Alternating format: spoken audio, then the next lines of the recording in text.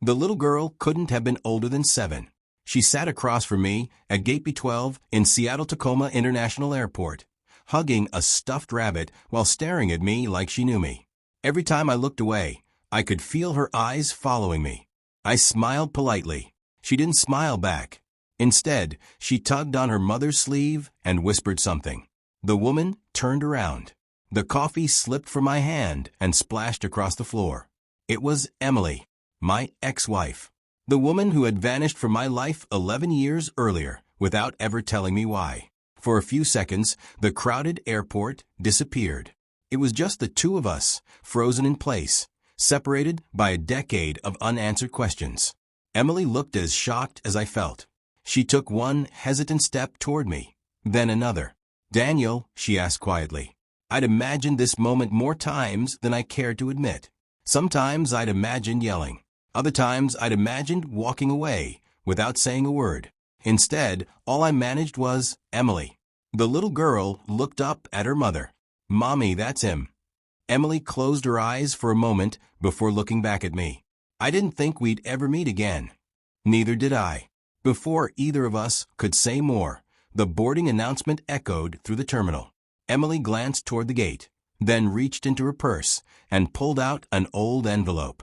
The paper had yellowed with age. She held it out to me. "I wrote this the week I left." I stared at it. "My name's on it." "I know. Why didn't I ever get it?" Her eyes filled with tears. "Because it was never mailed." She looked at the little girl, then back at me. "I have to catch this flight. But if you're willing, meet me here tomorrow at noon after you read it." Without waiting for an answer, she squeezed the envelope into my hand. The little girl smiled at me before following her mother toward the boarding line. Just before they disappeared, she waved. I raised my hand without thinking. Then they were gone. Across the front of the envelope, in Emily's familiar handwriting, were the words, "To my husband, before you hate me." My name is Daniel Carter. I'm 43 years old, and until that morning, I'd spent 11 years believing my marriage ended because my wife stopped loving me. The letter proved I had been wrong. Emily and I met at the University of Washington. She was studying to become an elementary school teacher. I was studying civil engineering. We met after I accidentally grabbed her coffee instead of mine. She laughed, made me buy her another one, and somehow turned an embarrassing mistake into our first date. For 10 years, she was my best friend. Then life got complicated. My father suffered a severe stroke. Emily's mother was diagnosed with Parkinson's disease. We both became caregivers almost overnight. Our weekends disappeared into hospital visits. Our evenings became conversations about medications, insurance forms, and doctor's appointments. We kept telling each other, things will get better. Instead, they got harder. Then one evening, Emily sat across from me at our kitchen table. There were tears in her eyes. "I think we need some time apart." I thought stress was talking. I begged her to tell me what was wrong. She only whispered, "I'm so sorry." 3 weeks later, divorce papers arrived through her attorney. No explanation. No goodbye. Every phone call went unanswered. Every email came back undelivered. It was as though the woman I'd loved had simply disappeared. For years, I blamed her. Eventually, I convinced myself she had stopped loving me. It hurt, but it was the only explanation I had. Now, after 11 years, I finally had another one. I opened the envelope. The first line stole the air from my lungs. "Daniel, if you're reading this, then life finally gave me the chance I prayed for. Before you read anything else, you need to know one thing. I never stopped loving you." I kept reading. 3 weeks before I left, your father came to see me. He asked me to make the hardest decision of my life. I stopped. My father? That made no sense. I read on. He blamed himself for everything you were sacrificing. He believed you were trying to save everyone except yourself. He begged me to let you go because he couldn't bear watching you choose between your parents and your marriage. My hands started shaking. I remembered those years. Driving 3 hours every weekend to help my parents. Working overtime to pay bills. Watching Emily quietly carry the weight of her own mother's illness without ever complaining. My father had seen what I refused to admit. We were drowning. The letter continued. I argued with him for hours. I told him we would get through it together. But he kept saying the same thing.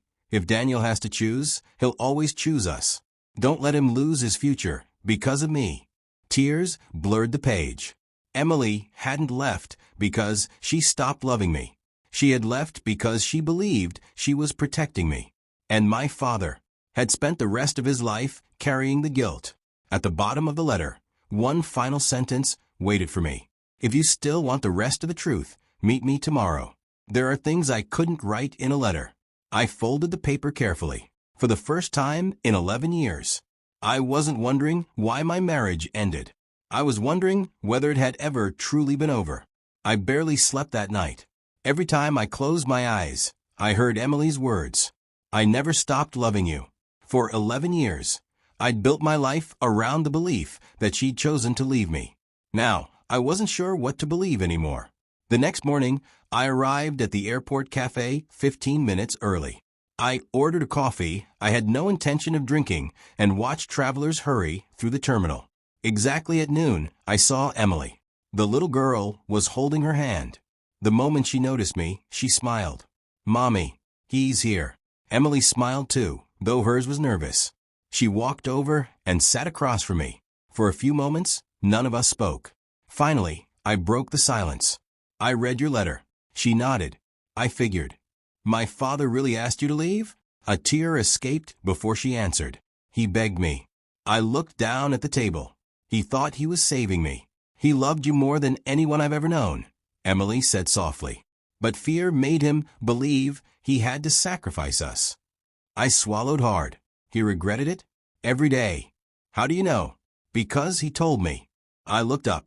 A year before he passed away, he called me. He apologized for everything.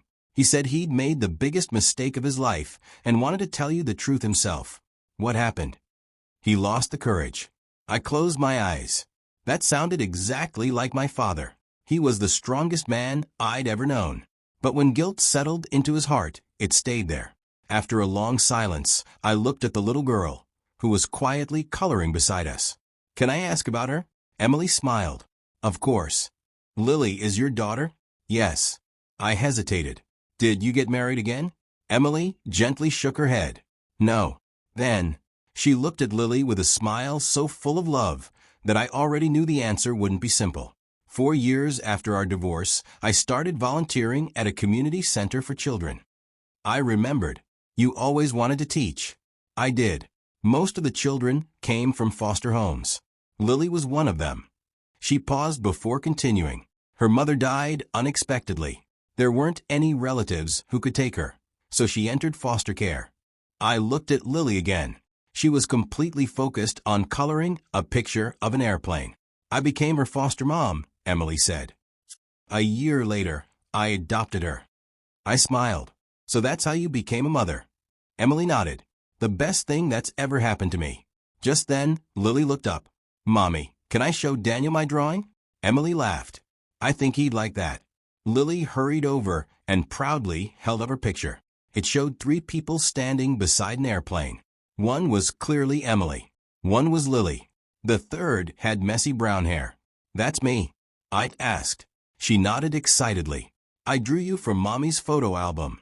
I looked at Emily. "You kept our pictures?" "Every single one." "I thought you'd have thrown them away." "I tried once. And I couldn't do it." She smiled sadly. Lily loved looking through old albums. She kept asking who you were. "What did you tell her?" "The truth." "Which was?" "That you were the kindest man I'd ever known, and that once upon a time you were my best friend." I couldn't speak. Lily climbed back into her chair. Then she looked at me and asked the simplest question of the day. "Were you really Mommy's best friend?" I smiled.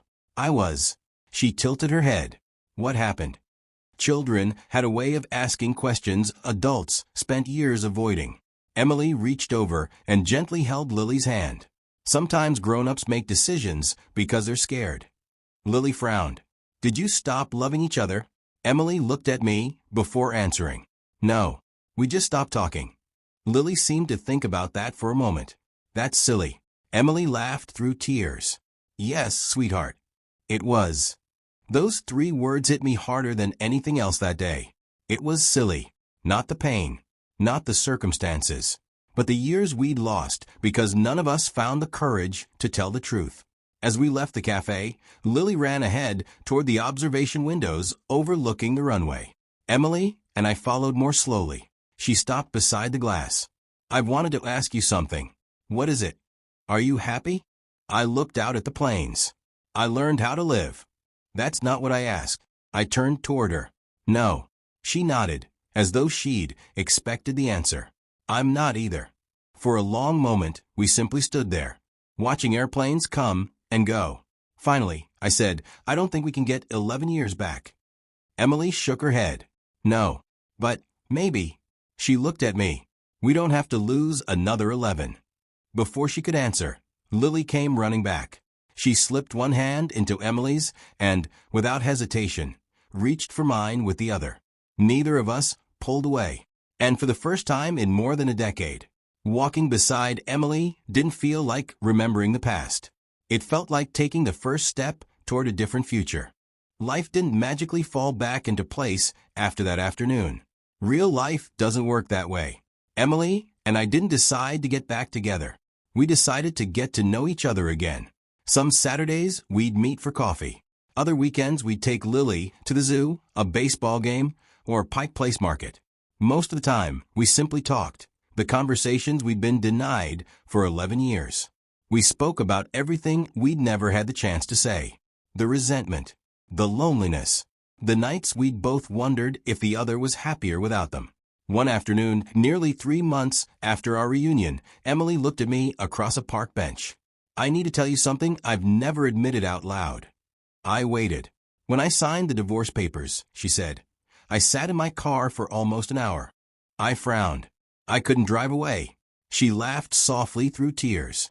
"I kept hoping you'd come outside and stop me. But you never told me where you were." "I know. I thought you wanted me gone." She shook her head. "I wanted you to fight for us." I sighed. "And I thought respecting your decision was the last loving thing I could do." For a moment, we simply stared at each other. Then we both laughed. Not because it was funny, because it was heartbreaking. Two people who loved each other had spent 11 years trapped by the same misunderstanding. A week later, Rachel called. "I found one more thing while cleaning out Mom's attic." "What now?" I asked with a smile. "Dad's journal." That evening, she brought it to my house. Most of it was ordinary doctor appointments, grocery lists, notes about baseball games. Then I found an entry dated just 2 months after Emily left. It read, "I asked the woman my son loved to walk away because I believed I was saving him. Instead, I may have taken away the only life that truly made him happy. If he ever learns what I did, I hope he can forgive an old man who confused love with sacrifice." I closed the journal. For years, I'd mourned losing my father. Now I realized he'd been mourning the same mistake while he was still alive. That night, I drove to the cemetery. I stood quietly in front of my parents' headstone. "I'm not angry anymore," I said. "I finally understand." A gentle breeze rustled the trees above me. For the first time since his funeral, I felt at peace. Summer slowly turned into fall. One Saturday morning, Lily invited us to her school's family picnic. She ran ahead to join her classmates, while Emily and I found a bench under a maple tree. Watching Lily laugh with her friends, I turned to Emily. "You know what? If we hadn't run into each other at the airport," she smiled, "we probably would have spent the rest of our lives believing the wrong story." I nodded. "And that's the saddest part." She reached for my hand. This time, it felt natural. Not like we were trying to recreate the past. Like we were building something new. "I've been thinking," she said. "Dangerous." She laughed. "It usually is." Then she became serious. "I don't want to keep wondering what might happen." Neither did I. "I'd like to try again," she whispered. "No promises. No pretending the last 11 years didn't happen. Just honestly." I looked into the same green eyes I'd fallen in love with all those years ago. "I'd like that too." 6 months after the airport reunion, we returned to the same terminal. Not because either of us had a flight. Lily wanted to watch airplanes take off. She stood by the giant window with her stuffed rabbit tucked under one arm, just as she had the day we met. Then she turned to us. "Can I ask you something?" "Of course," Emily said. "Are you two together now?" Emily looked at me. I smiled. "We're trying." Lily grinned. I knew it. "How?" She shrugged. "Because people who smile at each other like that are usually in love." Emily laughed. "You pay attention to everything, don't you?" "I do." She slipped one hand into mine and the other into Emily's. Then she looked up at us and said something I'll never forget. "I'm glad I looked at you that day." "So am I said. She smiled. "Now you're not just the man in Mommy's old pictures." I felt my throat tighten. "What am I now?" She squeezed my hand. "You're making new memories." I looked at Emily. She was crying. So was I. Not because we'd recovered the 11 years we'd lost. We never could. But because we'd finally stopped letting one painful decision define the rest of our lives. People sometimes ask me if I believe in second chances. I tell them no. I believe in the truth. Because sometimes the truth arrives years too late, folded inside an old envelope. And sometimes it arrives through the innocent voice of a little girl who refuses to stop staring at a stranger. That day at the airport didn't give me my old life back. It gave me something better, a chance to build a new one, with honesty, forgiveness, and the people who mattered most. And every time I pass through that terminal, I smile. Because that's where I learned that love doesn't always end when people walk away. Sometimes, it simply waits for the truth to catch up.